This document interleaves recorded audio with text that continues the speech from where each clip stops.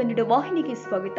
ಹಾವೇರಿ ಜಿಲ್ಲೆ ಶಿಗ್ಗಾವಿ ತಾಲೂಕಿನ ನಾರಾಯಣಪುರ ಗ್ರಾಮದಲ್ಲಿ ಇಂದು 4ನೇ ದಿನದ ರವಿವಾರ ದಿವಸದಂದು ಉದ್ಘಾಟನಾ ಸಮಾರಂಭದ ಧರ್ಮಸಭೆಯಲ್ಲಿ ದಿವ್ಯ ಸಾನ್ನಿಧ್ಯವನ್ನ ಶ್ರೀಮನ್ನ ನಿರಂಜನ ಜಗದ್ಗುರು ಗುರುಸಿದ್ದೇಶ್ವರ ರಾಜ ಯೋಗೇಂದ್ರ ಮಹಾಸ್ವಾಮಿಗಳು 3000 ಮಠ ಹುಬ್ಬಳ್ಳಿ ಹಾಗೂ ಶ್ರೀ ಶಬ್ರ ಡಾಕ್ಟರ್ ವೈಜಿನಾಥ ಶಿವಲಿಂಗ ಶಿವಾಚಾರ್ಯ ಮಹಾಸ್ವಾಮೀಜಿಗಳು ಚಿರಮೂರ್ತೇಶ್ವರ ಮಠ ಗಂಜಿಗಟ್ಟಿ ಮತ್ತು ಬಂಕಾಪುರ ಬಂಧುಗಳಿಂದ ಅನ್ನ ಪ್ರಸಾದದ ಕೊಠಡಿ ಉದ್ಘಾಟನೆ ಸಮಾರಂಭವನ್ನ ಜರುಗಿಸಲಾಗಿದೆ.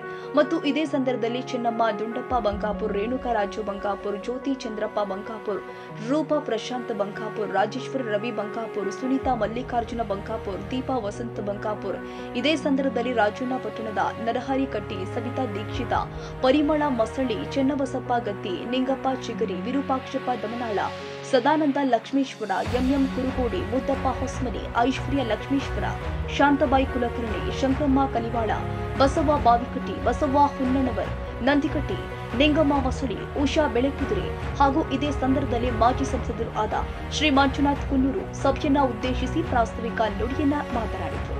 ನಂತರ ಮಾಜಿ ಮುಖ್ಯಮಂತ್ರಿಗಳು ಆದ ಹಾಗೂ ಸಂಸದರು ಹಾವೇರಿ ಲೋಕಸಭಾ ಕ್ಷೇತ್ರದ ಸನ್ಮಾನ್ಯ ಶ್ರೀ ಬಸವರಾಜ ಬೊಮ್ಮಾಯಿ ಅವರು ಸಭೆಯನ್ನ ಉದ್ದೇಶಿಸಿ ರಾಜಕೀಯ ರಂಗದಲ್ಲಿ ರಾಜಕೀಯ ಬರುತ್ತೆ ಆದ್ರೆ ನಾನು ಜೀವನದಲ್ಲಿ ಜನರ ಸೇವೆಗೆ 100ಕ್ಕೆ 100ರಷ್ಟು ಜನರ ಸೇವೆಯನ್ನ ಮಾಡ್ತೀನಿ ಅಂತ ಮಾತನಾಡಿದ್ರು. ಇದೇ ಸಂದರ್ಭದಲ್ಲಿ ನಾಗರಾಜ್ ದಮನಕೊಪ್ಪದ, ಶಿವಾನಂದರ ಮ್ಯಾಕೇರಿ, ಉಮೇಶ್ ಅಂಗಡಿ, ಶಶಿಧರ್ ಅಣ್ಣನವರ್ ಮತ್ತು ಹಲವಾರು ಕಾರ್ಯಕರ್ತರು ಉಪಸ್ಥಿತರಿದ್ದರು.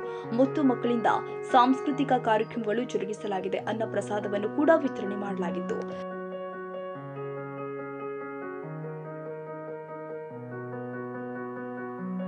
ತಾಜಾ ಸುದ್ದಿಗಾಗಿ ಎಂಟಿವಿ ನ್ಯೂಸ್ 24x7ಗೆ ಸಬ್ಸ್ಕ್ರೈಬ್ ಮಾಡಿ ಮತ್ತು ಬೆಲ್ ಐಕಾನ್ ಅನ್ನು ಒತ್ತಿ. ತಪ್ಪದೇ ಲಿಂಕ್ ಶೇರ್ ಮಾಡಿ.